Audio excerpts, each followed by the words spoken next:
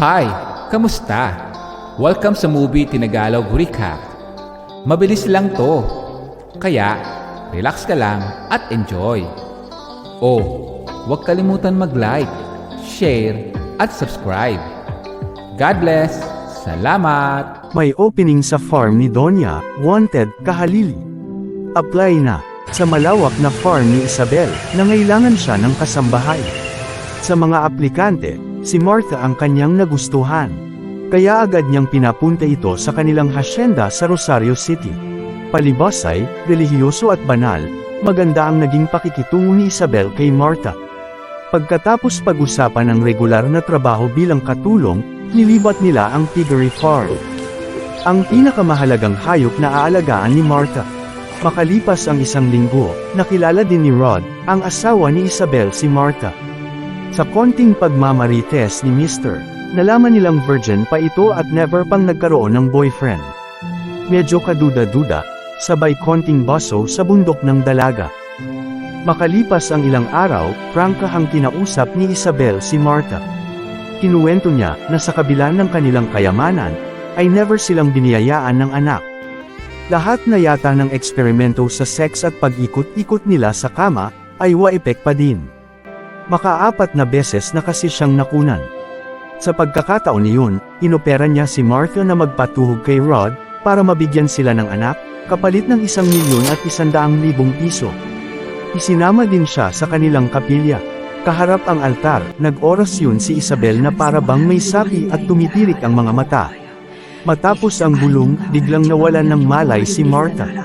Nang magkamalay, siya ay nasa kwarto at kaharap na si Isabel. Inabot sa kanya ang 100,000 piso para sa paunang bayad ng pag-iyot sa kanya. Nang gabi ng napag-usapan, sa pagpasok ni Martha, ready na ang mag-asawa sa gagawing tatluhan. Piniringan ni Isabel ang kanilang mga mata. Siyempre naman, para habang inaayuda ang isa, hindi papakabog si Mrs. sa romansa. Yun nga lang, mukhang hindi natuwa si Rod sa madilim na eksena na yun.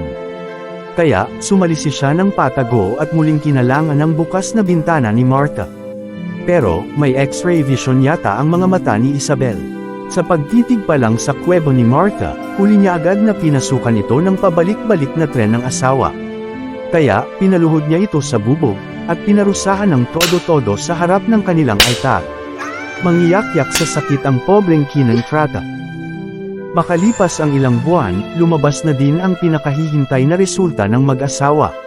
Nabuntis si Martha. Masaya nila itong binalita sa kanilang mga kaanib sa pananampalataya. Bago magsimula ang kanilang pagdiriwang, iniharap ni Isabel si Rod sa mga kaanib at pinarusahan sa kasalanang pakikiapid. Sa bawat hampas sa likuran ng duguang asawa, siya namang init ng romansahan ng mga miyembrong kapatiran. Ang mag-asawang Isabel at Rod pala, ay mga leader ng kultong relihiyon.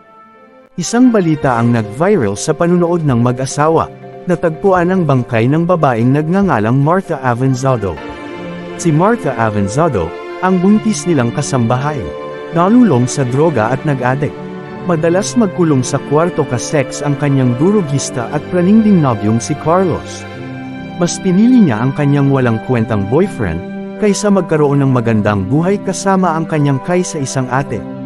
Sa bawat problema, takbuhan niya si ate, na hindi nagkulang ng pangaral sa kanya at laging nakaagapay. Isang gabi, walang-wala silang pera at matuluyan ng kanyang boyfriend. As usual, kay ate siya muling tumuloy, saka sakto din namang may job offer na papasukan si ate at may tatao na sa kanilang bahay. Pero sa kondisyong iiwanan na niya ang praning niyang boyfriend. Yun nga lang, matigas talaga ang kanyang ulo, hindi niya hiniwalayan ang drug addict niyang jowa.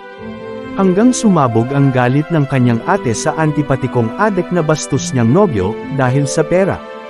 Nagpambuno ang dalawa, hanggang, paulit-ulit na sinaksak ng kanyang nobyo ang kanyang ate, patay.